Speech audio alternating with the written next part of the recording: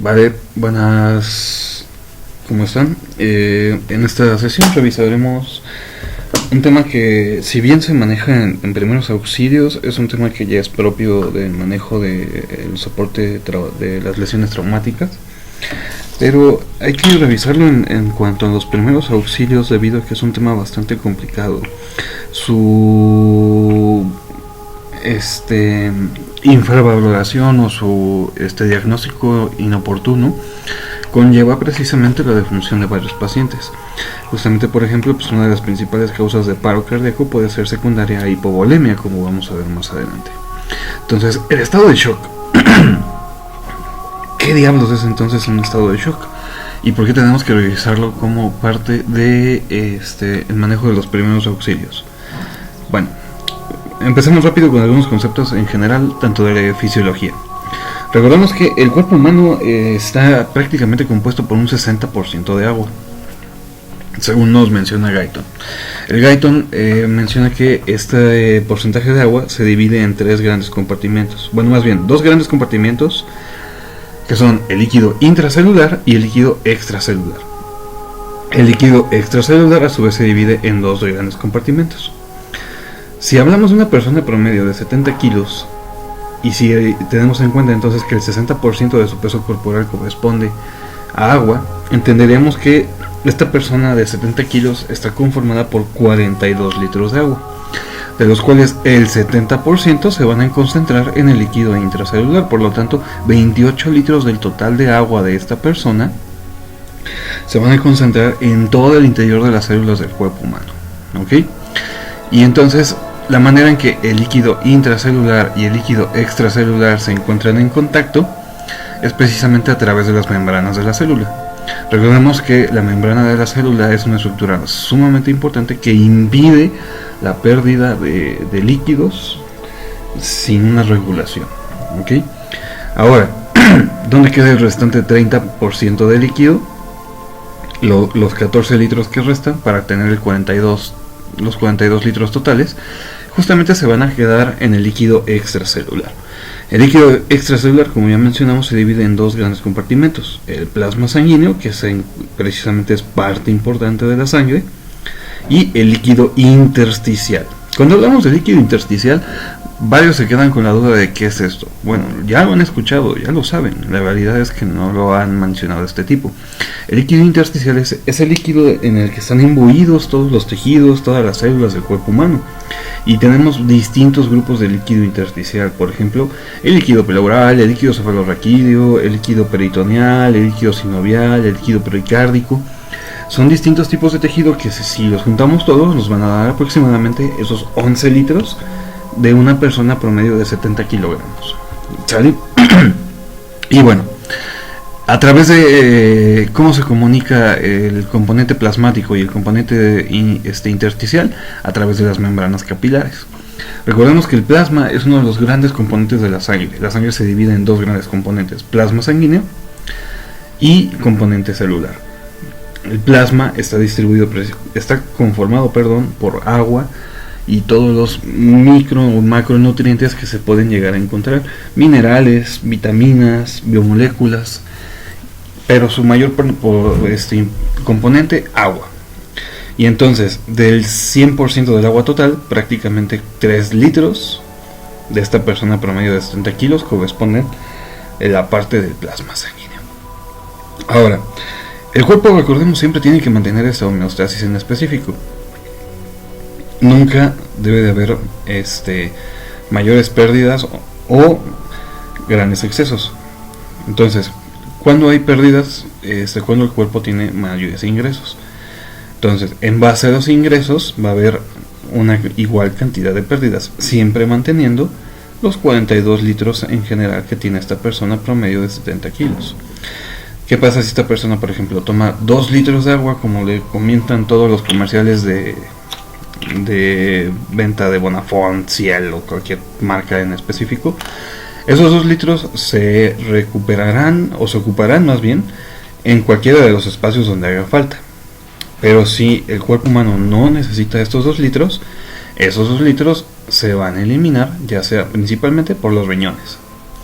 Pero otro, lo que conocemos como las pérdidas insensibles por pulmones o por heces o por piel, y también por el sudor, ¿no? Entonces el agua se puede perder por varias vías en específico. ¿Qué pasa cuando, por ejemplo, tenemos necesidad de mayores ingresos? No sé, nos fuimos a correr la maratón, y el cuerpo se deshidrata. Porque es lo que pasa, aumenta la temperatura en base a la actividad celular, se aumenta, y el aumento de temperatura produce un aumento de sudoración para tratar de controlar la temperatura del cuerpo. Entonces, para compensar esto, el cuerpo activa el mecanismo de la sed para aumentar la cantidad de ingresos. Pero supongamos que te tomas 2 litros, 3 litros o hasta 4 litros de cajón. Entonces, y si el cuerpo solamente perdió 2 litros, pues bueno, los otros 2 litros se irán eliminando. Pero ¿qué es lo que pasa cuando vamos a hablar del estado de shock? Vamos a ver que va a haber mayores pérdidas en base a los ingresos. Ok. Entonces, primero, definamos entonces estado de shock. El estado de shock es un estado de hipoperfusión generalizada tisular. ¿Qué diablos dicen estas palabras? Que los tejidos no están recibiendo un aporte adecuado de líquido y de nutrientes. Recordemos que los nutrientes viajan principalmente en la sangre, en el plasma sanguíneo, ¿okay? Y puede haber distintas situaciones que van a alterar precisamente el envío de plasma a los tejidos. Por lo tanto, cuando estamos hablando de una hipoperfusión, hipo bajo perfusión es el afluente sanguíneo hacia el tejido. Entonces hay una disminución en el afluente sanguíneo a los distintos tejidos que va a producir precisamente daños en el tejido en específico, que no está recibiendo los nutrientes, ni el oxígeno, ni el agua en específico. ¿Okay? Entonces las pérdidas ya no van a ser fisiológicas, sino que pueden ser secundarias a otros elementos. La más común, por ejemplo, una hemorragia. Ya hemos visto, ya se hizo una grabación sobre hemorragias. Entonces, ¿qué puede pasar cuando perdemos demasiada sangre? Precisamente el cuerpo no puede mantener el equilibrio normal y entramos en un estado de shock, en un estado de hipoperfusión generalizada. ¿Ok? Entonces, recordemos, el cuerpo humano siempre va a tratar de mantener en estabilidad los componentes del líquido del cuerpo. Si hay mayores ingresos, se tienen que aumentar las pérdidas. ¿Okay? Pero si también hay muchas pérdidas, se tienen que aumentar los ingresos. Si yo me corro la maratón, pues hay que aumentar el ingreso. Si yo tomo agua de más, pues tengo que liberar esa agua de más. ¿Vamos? Ok. Ahora, cuando estamos hablando de estado de shock, estamos hablando de estado de shock fisiológico, no psicológico, no en el estado de que piensan de que se quedó choqueado y no sabe qué hacer. Eso es cuestión de psicología y no nos vamos a meter en esos aspectos. Aquí estamos hablando de un shock fisiológico. ¿Ok? Entonces, ¿qué mecanismos van a producir o favorecer el hecho de que se altere la falta de irrigación? Primero tenemos que entender otro componente muy importante: la presión arterial. Justamente la sangre del cuerpo humano, recordemos que viaja a través del torrente circulatorio, en base a la expulsión que se produce por el esfuerzo del corazón. ¿Qué pasa si el corazón no trabaja bien? Pues evidentemente vamos a tener problemas para mandar la sangre, y ese es un tipo de estado de shock, por ejemplo. Pero justamente, si entendemos bien los componentes de la presión arterial, que es precisamente la fuerza que ejerce el corazón para enviar la sangre hacia todos los tejidos, se nos va a hacer más fácil entender las características del estado de shock. ¿Vale? Entonces, recordemos, el cuerpo humano está conformado por un 60% de líquido. Volvamos otra vez a esta persona promedio de 70 kilogramos de peso. Esta persona tiene 42 litros de agua, de los cuales 3 litros de agua corresponden al plasma sanguíneo. Pero el plasma solamente es una parte de la sangre. En promedio, esta persona de 70 kilos va a tener 5 litros de sangre. Los otros 2 litros van a estar conformados precisamente por el componente celular. Entonces esta persona tiene 5 litros de sangre en específico corriéndole por el cuerpo. Recordemos, estamos hablando de una persona promedio de 70 kilogramos. Ya sé que he repetido demasiado mucho, perdón, en demasiadas ocasiones esto. Pero es un estándar, no podemos generalizar porque cada persona tiene un peso y constitución diferente. ¿Ok? Pero tenemos que iniciar por alguna forma para poder explicar estos apartados. Entonces, los mismos 5 litros de sangre que tiene la persona forman un componente muy importante que es el volumen sanguíneo para la presión arterial. La presión arterial se forma por 3 elementos principales.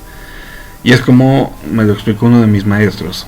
Es como los banquitos de los lecheros que tienen 3 patas. Si tú le quitas una pata a este banquito, ¿qué es lo que va a pasar? Pues se va a caer el banco. Si tú le quitas uno de estos 3 elementos a la presión arterial, ¿qué es lo que va a pasar? Se va a caer la presión. Y si cae la presión arterial, cae el afluente de sangre a los tejidos y por lo tanto caemos en un estado de shock. Entonces, principal elemento, volumen sanguíneo.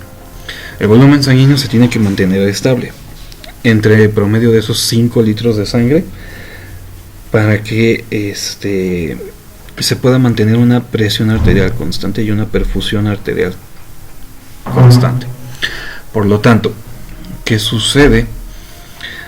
Si aumentamos el volumen, pues la presión arterial va a aumentar, a expensas de que, por ejemplo, el riñón no funcione de manera adecuada. Pero volvemos en el ejemplo anterior, si tú corriste la maratón y no tienes ningún problema y te echaste 3 litros, esos 3 litros si no se ocupan, se eliminan al fin y al cabo. ¿Okay? Pero si hablamos, por ejemplo, de una persona que tiene un problema en el riñón y se toma 3 litros, esos 3 litros no los va a poder eliminar y por lo tanto, ¿qué pasa? A mayor volumen, mayor presión. ¿Vale? Cuando estamos hablando del estado de shock, es todo lo contrario. Se disminuye el volumen, ¿qué pasa? Se disminuye la presión arterial. Bueno, ok.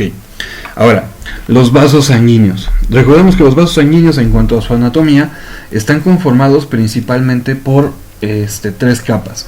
Una capa mucosa, que es la capa más interna que va a estar en contacto con la sangre. Una capa muscular, que es la capa media. Y una capa serosa, que es la capa más externa. ¿Ok? Entonces, los vasos sanguíneos y principalmente las arterias, que tienen una capa muscular más gruesa que las venas, tienen la capacidad de contraerse y relajarse dependiendo las circunstancias del cuerpo humano.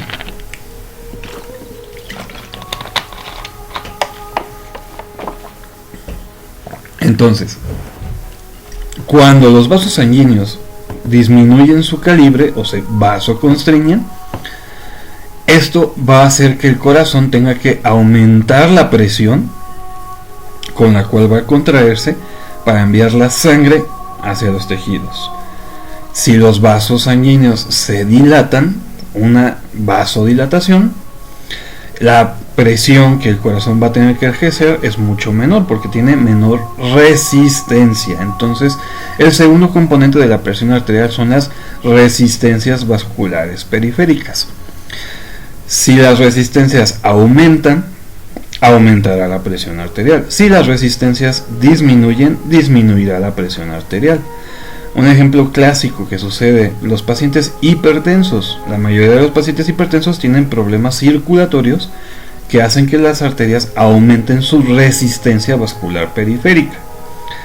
Entonces, ¿qué es lo que tenemos que hacer? Disminuir las resistencias vasculares periféricas para disminuir la presión arterial.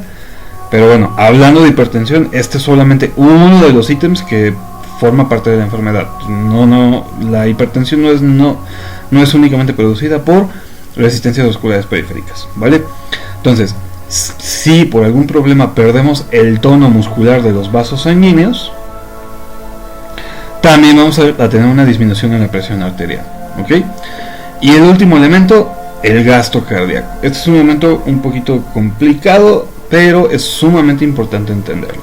A fin de cuentas, el gasto cardíaco nos habla que es la cantidad de volumen de sangre que eyecta el corazón por minuto. ¿Cómo lo podemos obtener? La frecuencia cardíaca por el volumen latido, ¿sale? Que es precisamente el volumen sistólico que se eyecta en cada contracción. y eso nos va a dar precisamente el gasto cardíaco, la cantidad de sangre que sale por minuto. ¿Y esto de qué nos está hablando o qué nos hace entender? Bueno, es un componente muy importante porque nos está hablando directamente del trabajo cardíaco. Si el corazón no está bombeando sangre de manera adecuada, ¿qué sucede? El gasto cardíaco disminuye y va a disminuir la presión arterial, porque no estamos mandando la misma cantidad de sangre normalmente. Si el gasto cardíaco aumenta, ¿qué pasa? Aumenta la presión arterial. ¿Sale? Pero bueno, recordemos que el cuerpo humano siempre va a tener varios distintos mecanismos para controlar estos mecanismos. A menos de que ya exista la enfermedad, ahí sí vamos a tener problemas. ¿Ok? Entonces, hablando directamente ya para gasto cardíaco, recordemos, es la frecuencia cardíaca por el volumen sistólico, nos va a dar el gasto cardíaco. Y hablando ahora sí de gasto cardíaco, tenemos que entender otros elementos aparte que nos van a hacer entender cómo se lleva a cabo. Uno, la precarga. Entendemos por la precarga que es el volumen ventricular que se va a encontrar en el ventrículo en la fase telediastólica. ¿Qué quiere decir esto? Antes de que el corazón se prepare para contraerse a nivel ventricular y enviar la sangre a la periferia, el corazón ya tiene que estar llenado. ¿Ok? Y entonces la precarga va a ser la cantidad o la estimación dada de volumen al final de la diástole, que es en el momento en el que el ventrículo ya está completamente lleno, para que al momento de iniciar la sístole, al momento de la contracción ventricular, se pueda enviar la sangre hacia el cuerpo. ¿Ok? Otro elemento importante del gasto cardíaco, la contractibilidad miocárdica. El trabajo que ejerce el miocardio es primordial para poder precisamente permitir la contracción ventricular. Justamente si los músculos no se contraen, si los músculos no tienen la energía suficiente, ¿qué es lo que va a suceder? No se va a poder enviar de manera correcta el volumen sanguíneo, ya sea si es del corazón izquierdo a la periferia o si es del corazón derecho a los pulmones. ¿Okay? Entonces la contractividad cardíaca tiene un papel muy importante justamente en el estado de shock y justamente pues en el gasto cardíaco.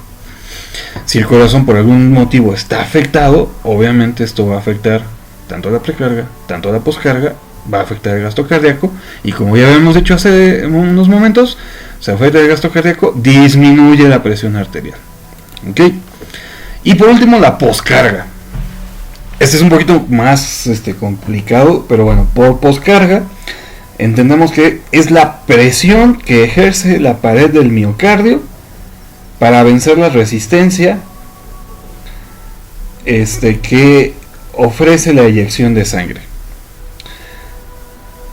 Entonces, a ver, lo vamos a repetir otra vez. Es la presión que ejerce la pared del miocardio para vencer la resistencia que opone o ofrece la eyección de sangre. La poscarga, en pocas palabras, es la fuerza que tiene que hacer el miocardio para vencer las resistencias vasculares periféricas. ¿Ok? Recordemos que las resistencias vasculares periféricas corresponden a la contracción que generan los vasos sanguíneos. Entonces la poscarga va a ser esta fuerza extra que tiene que hacer el corazón para vencer estas resistencias vasculares periféricas. Si no se vencen las resistencias vasculares periféricas, el corazón no puede mandar sangre a la periferia. ¿Ok? Entonces, la poscarga es precisamente la fuerza que ejerce el miocardio, la contractividad miocárdica, para vencer las resistencias vasculares periféricas. Y así la sangre pueda salir bombeada, ya sea o a la periferia o hacia los pulmones, dependiendo de cuál parte del corazón esté saliendo la sangre. ¿Ok? Entonces, nuevamente, la presión arterial, que es un componente muy importante para entender el estado de shock, va a estar delimitado por tres elementos: el volumen sanguíneo, que en promedio son 5 litros en una persona promedio de 70 kilos, las resistencias vasculares periféricas y el gasto cardíaco. ¿Ok? Si cualquiera de estos tres elementos se llegara a ver afectado, vamos a tener una disminución en la presión arterial. Y si se altera la presión arterial, disminuyéndose, ¿qué es lo que sucede? Justamente vamos a tener un estado de hipoperfusión tisular generalizada. O sea, hace un estado de shock. ¿Ok? Entonces, ya habiendo explicado fisiológicamente algunos elementos, ¿qué pasa cuando las células no están recibiendo el aporte de sangre de manera adecuada?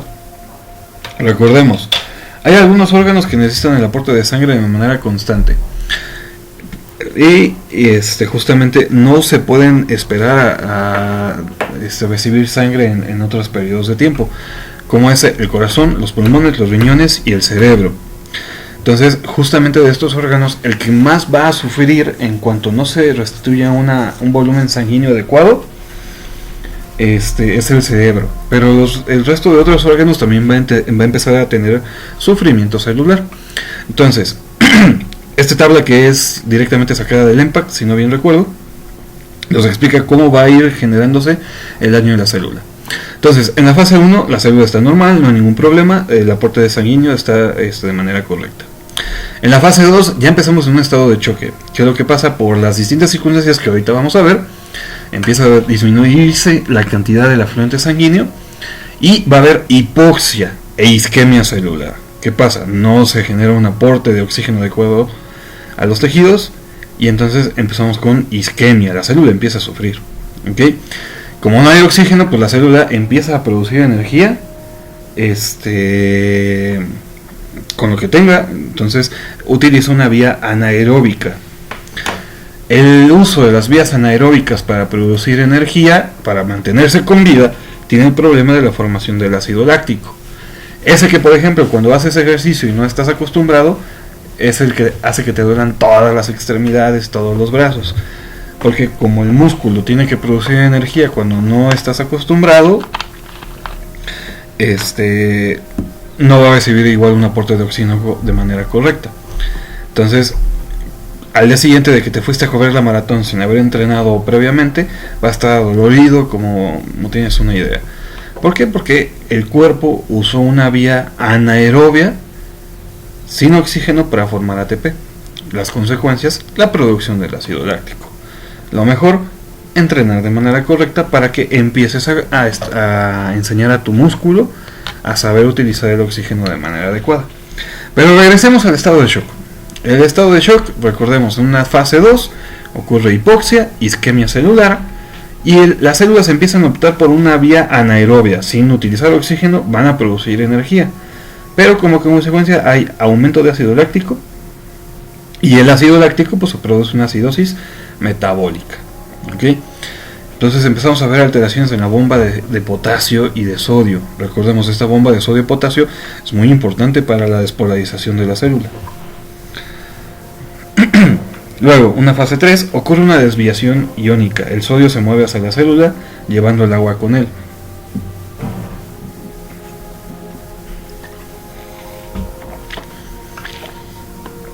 ¿Qué pasa? Recordemos, en cuanto a los compartimientos, el líquido intersticial y el plasma, o sea, todo el líquido extracelular, es rico en sodio. Al contrario, el líquido intracelular es más rico en potasio. Si el sodio se mueve hacia el interior de las células, ¿qué es lo que sucede? Hacia donde va el sodio va el agua, recordemos siempre esta parte. Entonces se genera una edematización celular y una depresión de volumen intravascular. Entonces, entrando en una fase 4, ocurre un aumento del tamaño de la célula. Ocurre un aumento del tamaño de la mitocondria, lo que hace que ya no sea adecuada para producir energía. En la fase 4, el trastorno intracelular, hay una liberación de lisosomas y se rompe la membrana plasmática. Entonces, los lisosomas, recordemos que son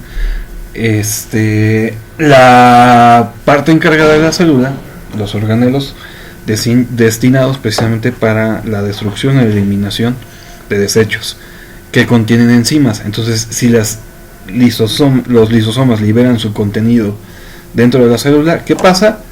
Se destruye la célula. Justamente fase 7, destrucción celular. ¿Sale? Entonces, Todo esto sucede porque la célula no ha podido recibir un aporte correcto de oxígeno. Y si no hay un aporte correcto de oxígeno es porque no hay un aporte adecuado de sangre. Y si no hay un aporte adecuado de sangre es porque la presión arterial ha fallado. Y si hay una falla en la presión arterial es porque se ha afectado cualquiera de estos tres elementos. ¿Ok? Ahora sí, revisemos los tipos de estado de shock. Y cada uno de los estados de shock tiene que ver precisamente con cuál de los tres elementos se ve afectado. Algunos libros lo van a clasificar de manera inicial como shock compensado, shock descompensado. Esa clasificación es adecuada. Ahorita la retomamos.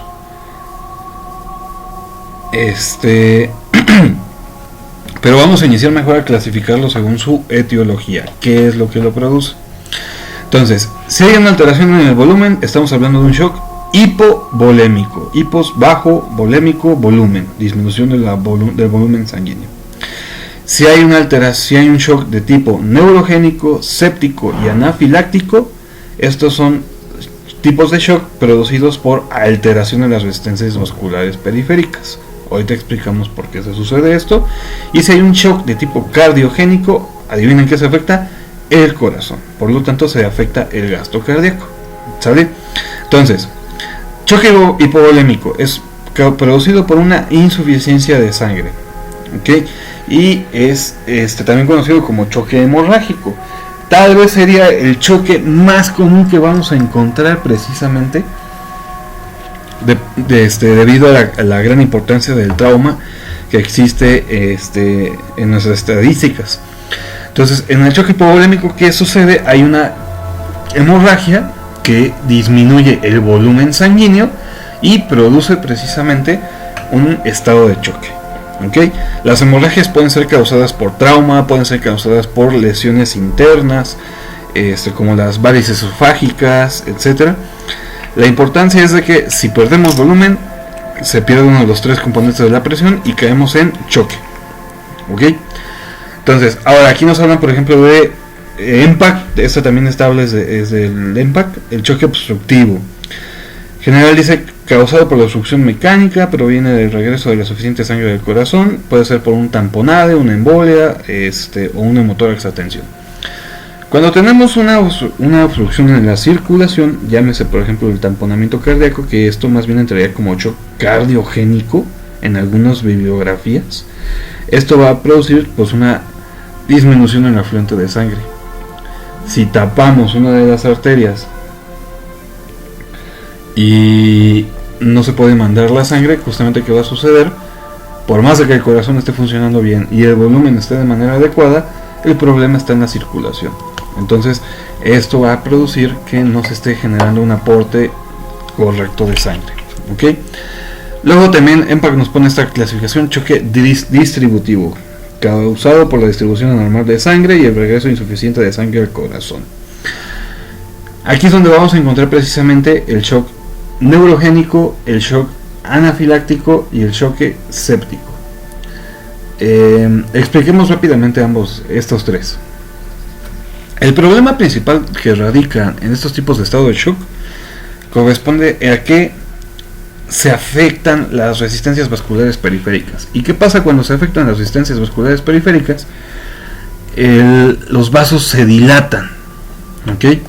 Cuando los vasos se dilatan, se hacen más grandes el calibre interno del vaso, y esto va a producir que la sangre se estanque en los vasos sanguíneos, ¿ok? Entonces, vamos a poner un ejemplo fácil y común. Por ejemplo, cuando uno está regando el jardín, es muy común que pues usemos una manguera que es de una pulgada muy pequeña, ¿no? Y justamente, por ejemplo, nunca falta el árbol más lejano del jardín, al cual la manguera ya no alcanza, y es el último árbol que nos queda por regar. Les apuesto que casi nadie tiene la lógica de ir por una nueva sección de manguera, colocarla y regar el árbol. La mayoría haría lo más práctico, poner el dedo en la punta de la manguera. Y si ponemos el dedo en la punta de la manguera, ¿qué es lo que pasa? Pues el agua sale con más presión. ¿Por qué? Porque yo estoy generando una ligera obstrucción en el afluente de la manguera.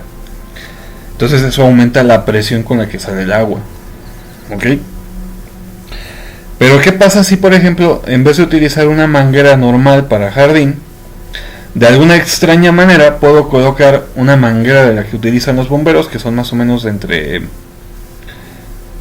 Híjole, no sé, pero sí son de entre 9 y 10 pulgadas. Si no, corríjanme por favor. Y la podemos conectar a nuestra toma de jardín. ¿Qué es lo que va a pasar? Pues el agua va a salir en un chisguete que no tiene chiste. O sea, ¿por qué? Porque la manguera tiene un diámetro muy grande de manera interna y necesitaríamos más agua y más presión para que el agua pudiera salir a la fuerza que nosotros quisiéramos. ¿Sale? Entonces, recapitulando, si la arteria se hace más gruesa, digo más más grande en su diámetro, se vasodilata, la arteria va a ser más complicada de llenarse, porque pues el cuerpo no tiene la facilidad de producir sangre de manera inmediata. ¿Ok? Entonces, si nosotros disminuimos las resistencias vasculares periféricas, ¿qué es lo que va a suceder? La presión arterial va a caer. Si los vasos se dilatan, la presión va a caer. ¿Ok? Y ahora, ¿por qué explico esta parte? Porque en estos tres tipos de estado de shock sucede exactamente por la misma situación. ¿Qué sucede? Por ejemplo, en el shock séptico, cuando estamos hablando del shock séptico, estamos hablando de una infección que ya alcanzó el torrente circulatorio. Y cuando estamos hablando precisamente de una infección, debemos recordar que a la activación del sistema inmunitario se va a producir precisamente una liberación de quimiosinas y de citocinas que se encargan de estimular una vasodilatación. Se tienen que hacer los vasos más delgados para que las células leucocitarias, las células blancas, las células de inmunidad, puedan pasar del torrente circulatorio hacia los tejidos afectados. Pero aquí el problema es que las bacterias o el bicho que esté afectando ya está en el torrente sanguíneo. Entonces el proceso inflamatorio se generaliza a todo el cuerpo y hace que todos los vasos sanguíneos, por la activación de esta liberación de citocinas y quimiosinas, se vasodilaten. Entonces, aquí en este tipo de shock, el volumen sanguíneo está conservado. Tenemos los 5 litros de sangre en la persona promedio de 70 kilos. Pero como los vasos se dilatan, esos 5 litros de sangre no son suficientes para llenar toda la dilatación que pueden ofrecer las arterias. ¿Qué es lo que pasa? La presión cae. ¿Ok? Entonces, en el choque séptico es causado por una bacteria o un patógeno en la sangre. ¿Sale? Ahora, el anafiláctico también tiene un componente inmunológico. Cuando una persona es alérgica a alguna sustancia o algún medicamento, la respuesta va a variar muchísimo dependiendo de qué tan severa es su reacción inmunológica. Puede ser un simple rash cutáneo o puede tener una broncoconstricción y puede tener precisamente una vasodilatación producida por la misma respuesta inmunológica. El cuerpo reconoce que hay una sustancia que va a atacar el cuerpo y ¿qué es lo que hace? El sistema inmune se activa para proteger el cuerpo humano. Entonces se liberan otra vez las quimiosinas y las citocinas que van a producir precisamente la vasodilatación. ¿Ok? Entonces, cuando hablamos de un choque anafiláctico, precisamente corresponde a un choque producido por una respuesta alérgica exagerada. ¿Ok? De igual manera, el volumen sanguíneo está conservado, el gasto cardíaco está aumentado, porque va a tratar de compensar la falta de presión, pero no se va a poder debido a que hay una vasodilatación periférica muy importante. Las resistencias vasculares periféricas se han disminuido. ¿Ok? Y por último, el neurogénico. Igual, en el principal problema radica en las resistencias vasculares periféricas. ¿Cuál es el problema? Recordemos, todos los vasos sanguíneos tienen inervación. ¿Qué quiere decir? A todos los vasos sanguíneos les llega un nervio. Cuando se llega a suceder que por alguna afección nerviosa se afecten los vasos sanguíneos, cuando hay una afección nerviosa en la médula espinal, se van a afectar los vasos sanguíneos. ¿Y esto qué va a producir? Que si no hay una inervación de manera correcta, el tejido no va a realizar sus funciones correctas. Si hablamos del músculo, ¿qué pasa? Si el nervio es cortado por algún motivo, el músculo va a perder su tono, va a relajarse por completo, ¿ok? Necesita que esté constantemente la activación neurológica para que se mantenga contraído. Pero si yo corto el nervio que precisamente estimula esta situación, lo que hace el músculo de manera refleja es relajarse, ¿ok? Entonces, cuando hay un daño en el sistema nervioso central, en el sistema nervioso periférico, por ejemplo, un traumatismo medular, ¿qué es lo que pasa? Se puede llegar a seccionar la médula espinal, y si se secciona la médula espinal, va a generar una denervación o una inadecuada inervación de los tejidos.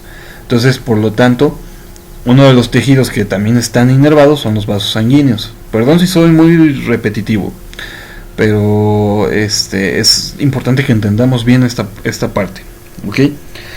Entonces, cuando los músculos de los vasos sanguíneos dejan de recibir una inervación por parte del sistema nervioso periférico, ¿qué es lo que pasa? Se dilatan, y por lo tanto vamos a tener una vasodilatación producida por un problema neurogénico. Nuevamente, el volumen sanguíneo está conservado, el gasto cardíaco se aumentará, ¿ok?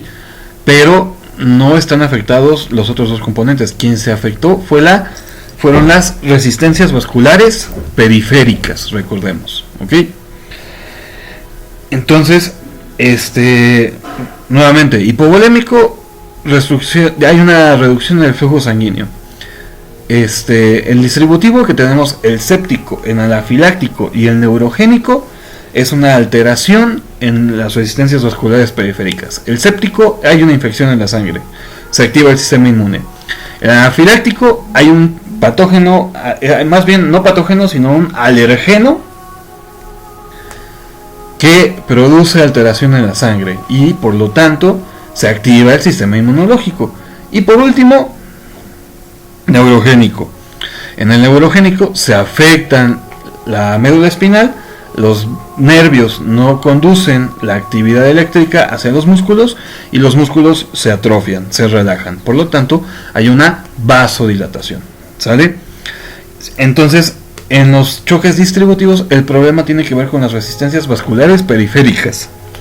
Y por último, ahora sí, el choque cardiogénico. Nos dice aquí el EMPAC que es cuando una potencia de bombeo cardíaco es insuficiente, ¿ok? Por ejemplo, secundaria a un infarto agudo del miocardio. Les digo, algunas bibliografías también incluyen el obstructivo dentro del cardiogénico, pero la lógica es que, por ejemplo, una embolia pulmonar no tiene nada que ver con el corazón, o un neumotórax de tensión tampoco tiene nada que ver con el corazón. Por eso esta distribución, ¿ok? Entonces, en el choque cardiogénico el problema es directamente el corazón. ¿Y qué es lo que va a pasar? La bomba es la que está fallando, ¿ok? Si la bomba está fallando, no se va a poder mandar sangre de manera correcta. Por más de que la sangre se tenga en el volumen normal, vamos a tener problema. Por más de que las resistencias vasculares periféricas se traten de contraer al máximo, ahí vamos a tener un problema, ¿ok? Entonces, en el choque cardiogénico, la bomba deja de funcionar adecuadamente, y por lo tanto no se va a bombear sangre de manera adecuada, ¿ok? Entonces, hipovolémico, volumen; distributivo, resistencias vasculares periféricas; cardiogénico, corazón, ¿Ok? Y bueno, el obstructivo, precisamente la obstrucción del torrente circulatorio. ¿Sale? Entonces, el estado de shock va a presentar varios signos y síntomas importantes. Y el paciente precisamente se puede clasificar ahora sí como un paciente con un shock compensado o un choque descompensado. Perdón. ¿Qué elementos vamos a tomar en cuenta para el estado de shock compensado y descompensado? El estado de conciencia, prácticamente. Vamos a hacer mucho caso a los signos vitales, obviamente. Pero prácticamente cuando el estado de conciencia de mi paciente está alterado, ya estamos hablando de un choque descompensado. ¿Ok? Y aquí también tiene otro elemento de importancia que tenemos que hablar, que es la presión arterial perfusoria. El cuerpo humano va a tratar de compensar de cualquier manera el mecanismo que se ha producido. Si por ejemplo se ha perdido sangre, ¿qué es lo que hace? Pues le dice a los riñones que aumente la absorción de líquido, evita la diuresis. Si hay un problema de resistencias vasculares periféricas, igual va a tratar de aumentar el volumen de sangre y aumenta la actividad del corazón. Si hay un problema en el corazón, se aumentarán las resistencias vasculares periféricas y se tratará de aumentar el volumen sanguíneo. Se van a disparar varios mecanismos en específico, ¿ok? Pero entonces el paciente va a presentar precisamente dos componentes muy distintos. Puede estar en un shock compensado. ¿Qué quiere decir esto? Que a pesar de que hay una pérdida en cuanto a los ítems que manejan la presión arterial, el cuerpo humano puede mantener el afluente sanguíneo a los tejidos de una manera disminuida o inadecuada. ¿Sale? Entonces aquí podemos encontrar que el paciente va a cursar con presiones arteriales elevadas de manera inicial, frecuencia cardíaca elevada, una frecuencia respiratoria elevada, una temperatura puede estar normal de momento, una saturación normal, y el estado de conciencia pues, se va a mantener. Pero cuando estamos hablando de un choque descompensado, es en el momento en el que el cuerpo humano ya no puede soportar más la falla orgánica. ¿Ok? Si por ejemplo estamos hablando de una hemorragia, se han perdido 2 o 3 litros, por más de que el corazón esté latiendo al doble de su capacidad, por más de que las arterias estén lo más contraídas posibles, si no se han restituido el volumen de sangre perdido, va a llegar un momento en el que el cuerpo se va a caer en un shock descompensado. ¿Y qué pasa? La presión arterial cae. La frecuencia cardíaca se va a mantener también elevada un momento, pero va a haber un determinado momento en el que incluso podemos llegar a un paro cardíaco. La frecuencia respiratoria disminuirá y la saturación puede mantenerse a expensas de que alguien se esté encargando de dar una oxigenación suplementaria. ¿Sale? Aquí por ejemplo la temperatura también va a tender a caer, sobre todo si estamos hablando de un choque hipovolémico. ¿Ok? Entonces la diferencia entre choque compensado y descompensado, precisamente el estado mental y la presión arterial. ¿Sale? Ahora vamos a enfocarnos ya para acabar en esta valoración en cuanto a la clasificación del choque hemorrágico. Termina siendo uno de los shocks más comunes, y sobre todo en estas edades entre los 20 y los 30, debido a que las principales causas de muerte son secundarias a traumatismos. ¿Sale? El ATLS lo clasifica el shock hemorrágico en 4 clases. La clase 1 nos explica que podemos tener precisamente una pérdida de 500 hasta 750 mililitros de sangre, ¿ok? Que aproximadamente es una pérdida del 15% de sangre. Y si vemos, aquí nos explica precisamente cómo se van a modificar los parámetros vitales. La frecuencia cardíaca puede estar por debajo de 100, la presión arterial sistólica se va a mantener normal, la tensión de pulso va a estar normal, el llenado capilar va a estar normal, menor de 2 segundos, la frecuencia respiratoria se puede mantener en parámetros normales. Aquí manejan ellos 14 a 20, pero acuérdense que algunos libros también no manejan 12 a 20. Y el gasto urinario pues se va a mantener estable, o sea, no va a haber tanta alteración. Puede haber una ligera ansiedad, ¿no? Clase 2, hablamos de un estado de shock hemorrágico moderado. Ya se han perdido de 750 a 1500 mililitros de sangre. Estamos hablando casi de medio litro de sangre. ¿Qué sucede aquí? Ya estamos hablando de una pérdida de casi hasta un 30% del volumen circulante. Aquí ya vamos a ver cómo ahora sí el corazón empieza a latir más rápido. La presión arterial se puede mantener normal, pero la tensión del pulso ya se puede sentir disminuida. El llenado capilar se empieza a ver afectado. Vamos a empezar a ver aumento de la respiración arterial, pérdida del gasto urinario. El riñón ya no va a estar liberando orina, necesitar recaptar líquidos, ¿okay? Puede haber moderada ansiedad. Una clase 3 ya no es una pérdida de 1,5 litros, sino que estamos hablando hasta una pérdida de 2 litros. Estamos hablando entonces que se están perdiendo casi el 40% del volumen circulante. Imagínense cómo debe de estar trabajando el corazón solamente con 60% de la sangre que tiene normalmente. ¿Ok? Entonces, hay una pérdida de volumen por arriba, máximo del 40%. La frecuencia cardíaca sigue aumentando, pero ahora la presión disminuye. Si se fijan, prácticamente clase 1, clase 2 podríamos considerarlos como un shock compensado. Clase 3, clase 4, shock descompensado. ¿Okay?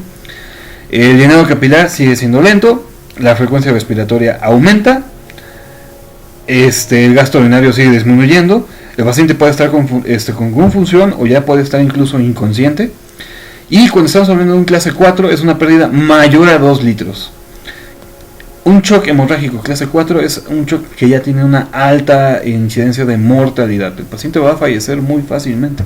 ¿Okay? Ya se han perdido más del 40% de la sangre. La frecuencia cardíaca, en vez de subir, aquí ya bajó. ¿Okay? El cuerpo ya no puede sostener la manera en la que estaba regulándose. ¿Okay? La tensión de pulso disminuye, la presión arterial disminuye, el llenado capilar es lento y la frecuencia respiratoria sigue tratando de elevarse para oxigenar lo más que se pueda. ¿Okay? El riñón ya prácticamente no está trabajando y el paciente puede estar letárgico o completamente en coma o inconsciente. ¿Okay? Entonces, entender estas 4 fases del estado de shock hemorrágico, quedemos muy claro, me hace entender precisamente cómo voy a atenderlos. Por ejemplo, aquí viene abajo cómo se clasifica el manejo de soluciones, ¿no? ¿Cuál es el principal elemento que debemos hacer para la atención del paciente en choque? Primero, identificarlo, ¿no? Porque los signos y síntomas van a ser muy confusos. A expensas de que estemos hablando, por ejemplo, de una hemorragia, es muy evidente de que pues hay una salida de sangre. Pero si hablamos de una sección medular, un tamponade cardíaco, que ya son temas más complejos, es un poquito complicado diferenciar precisamente estos elementos. Entonces, ¿qué voy a hacer? Primero, ante todo, recuerden, valoración de la seguridad de la escena. ¿Okay? Después, valoración del estado de conciencia. Después, dependiendo si está consciente o inconsciente, ABC o CAB. ¿Okay? Si hablamos, por ejemplo, de un choque hemorrágico,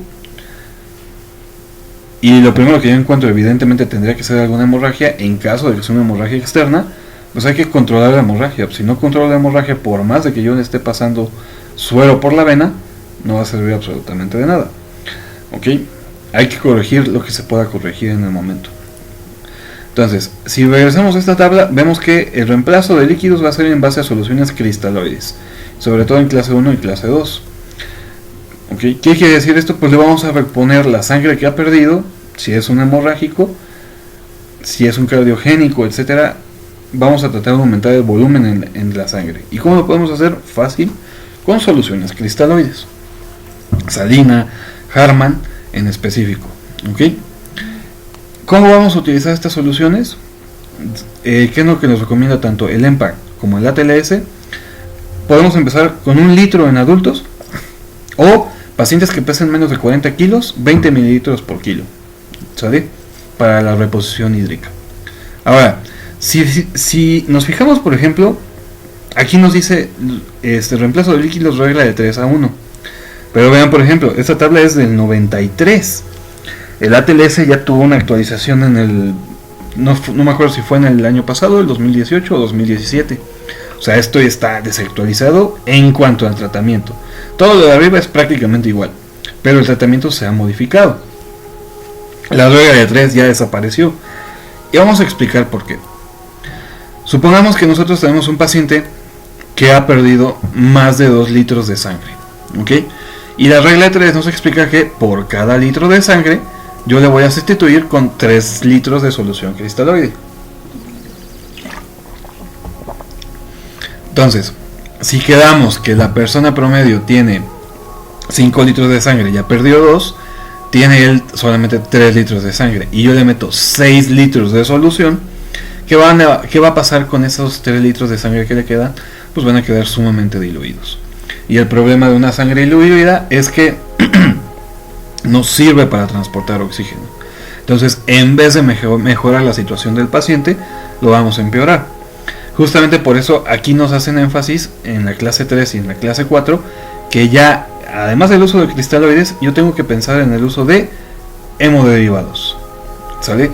Pero obviamente esto va a ser a nivel hospitalario. Ni una sola ambulancia que yo sepa, por lo menos aquí en México, tiene las condiciones para el traslado de hemoderivados.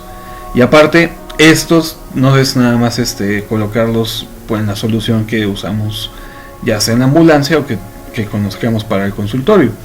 Se tiene que utilizar de una manera congruente bajo otro tipo de canalización, ¿sale?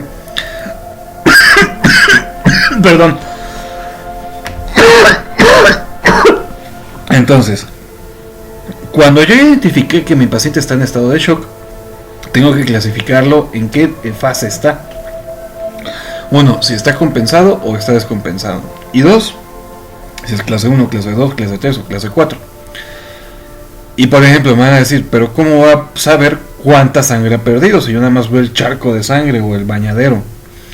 Bueno, evidentemente es muy complicado medir la sangre, pero pues uno se puede dar una tanteada. Pero si se fijan, yo puedo basarme en el estado de conciencia, en la frecuencia cardíaca y en la presión arterial, aparte del llenado capilar. En base a estos elementos me puedo dar una idea de si está en clase 1, clase 2, clase 3 o clase 4, en base al estado de shock hemorrágico, que es el más común, ¿ok? Entonces, lo primero, en la parte de la atención, restitución de líquidos, pero no una restitución exagerada, como lo veíamos con la regla de 3 a 1, que ya es desactualizada. 1 litro para pacientes adultos o 20 mililitros por kilogramo de manera inicial en pacientes que pesan menos de 40 kilos, ¿sale? Porque al fin y al cabo, donde se le va a dar el manejo último va a ser a nivel hospitalario, y en el hospital adivine qué le van a poner, obviamente sangre, dependiendo de las necesidades que tenga el paciente. ¿Qué otra cosa puedo hacer? Bueno, colocarlo en una posición de Trendelenburg. ¿Para qué me sirve la posición de Trendelenburg? Si yo elevo las extremidades pélvicas por arriba del plano donde está el corazón, permito que por gravedad la sangre se concentre en los órganos que van a requerir el aporte de sangre con mayor necesidad, ¿sale? Entonces, ¿cuándo puedo colocar a un paciente en esta posición de Trendelenburg?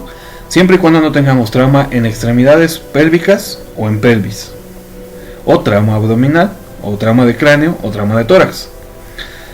¿Por qué? Si hay trauma en extremidades pélvicas y en pelvis, vamos a lesionar más a mi paciente. Y si hay trauma abdominal en tórax y en cráneo, el aumento de sangre a la zona del trauma va a empeorar la situación en esta zona. Entonces, la posición de Trendelenburg era una recomendación muy idónea, pero tiene pocos beneficios y solamente se va a utilizar en aquel paciente que tiene solo un estado de shock. ¿Ok?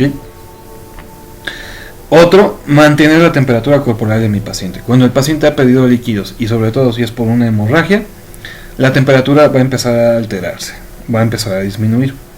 Entonces tenemos que mantener la temperatura corporal del paciente en parámetros normales. Segundo, oxigenación. El paciente se le tiene que dar un suplemento de oxígeno porque si vemos en base a esta tabla del ATLS, la frecuencia respiratoria va a ir aumentando, y siempre se va a mantener lo más alta posible, porque el cuerpo trata de oxigenar con la poca sangre que le queda. Entonces yo le tengo que ayudar con oxígeno suplementario, siempre y cuando lo tenga a mi disposición, ¿ok? Y el elemento más importante de todo, traslado oportuno. Volvemos a lo mismo. Es muy difícil diagnosticarlo si no se conoce de manera inicial. ¿Sale? Se da ese tema en cuanto a los primeros auxilios, o lo que se conoce como 6 acciones para salvar una vida, porque se puede llegar a corregir esta situación. Pero al fin y al cabo, el tratamiento final va a ser a nivel hospitalario, donde en un paciente con un choque hemorrágico se le deberán colocar paquetes globulares dependiendo de las necesidades que tenga. ¿Sale? O también dependiendo de las lesiones que tenga. Va a ser muy difícil que en la zona del accidente corrijamos una fractura de pelvis, que en el consultorio evitemos una fractura de fémur. ¿Sale? Entonces el manejo se debe de dar de manera hospitalaria oportunamente. ¿Ok? Y bueno, esto en cuanto a shock hemorrágico. ¿Qué hay que hacer cuando hay séptico, neurogénico, anafiláctico y cardiogénico? En cuanto al manejo básico, es exactamente lo mismo. Podemos iniciar manejo con soluciones, pero acuérdense, el problema no radica en el volumen. En estos casos yo ya debo de empezar a utilizar distintos fármacos, pero para eso ya es más recomendable tomar una capacitación más completa en cuanto a este aspecto. ¿Ok? Entonces, ¿qué hay que hacer? Precisamente si hablamos de otro tipo de estado de shock: traslado, oxigenación y mantener una vía venosa permeable para transfundir 1 litro de solución si es un paciente adulto, y 20 mililitros por kilo de peso si es un paciente que pesa por debajo de 40 kilos, de manera inicial. No quiere decir que es lo único que le vas a meter, y tampoco quiere decir que le vas a meter agua hasta que le salga por los oídos. Hay que ser muy razonables en la restitución hidroelectrolítica. ¿Ok? Entonces es muy importante que tengamos mucho cuidado precisamente con la cantidad de soluciones que vamos a utilizar en el paciente con el estado de shock. ¿Ok? Entonces espero que con esto haya quedado un poquito claro. Yo sé que en esta ocasión sí fue un poco más confuso, pero recuerden, de todas maneras, si hay dudas o preguntas, mándenme mensaje, ¿ok? Para que las podamos resolver a tiempo. Bueno, vale, hasta luego.